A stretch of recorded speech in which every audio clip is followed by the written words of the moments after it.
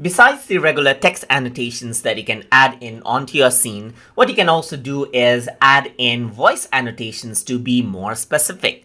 So to do that, you can go around over here and let's say I want to add in an annotation on this very first scene right here. Let me just zoom this in over here as well. So once you do that over here on the top here, you can see voice annotation as an option, and right now it is on the stop mode.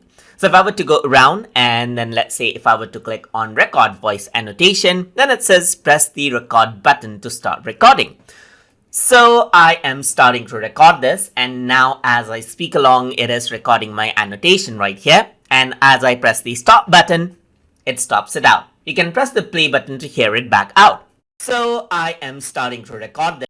So if this is the annotation that you want to attach to this particular scene, you can press OK, and there you go. There is one annotation, as you can see right here. You can add in multiple annotations over here as well, just like this, and click on this to delete out the annotation. So you can go around right here and record more annotation right here on the scene, press stop, press OK, and there you go. There is two annotation over here now.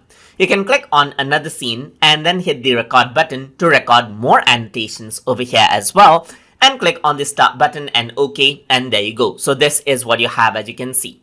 So if I were to go around over here now and press the play button, so I am starting to record. You can see this annotation. You can click on this to navigate around to multiple navigation and press the play button once more and record more, and that is what you hear out. You can delete out the annotation by clicking on this, and you can see that you can entirely remove out the annotation altogether as well.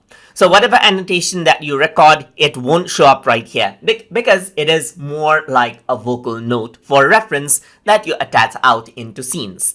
And that is how you can add in voice annotations inside of Toon Boom Storyboard Pro. So I hope you guys learned something as always. And as always, please like, comment, share, and subscribe.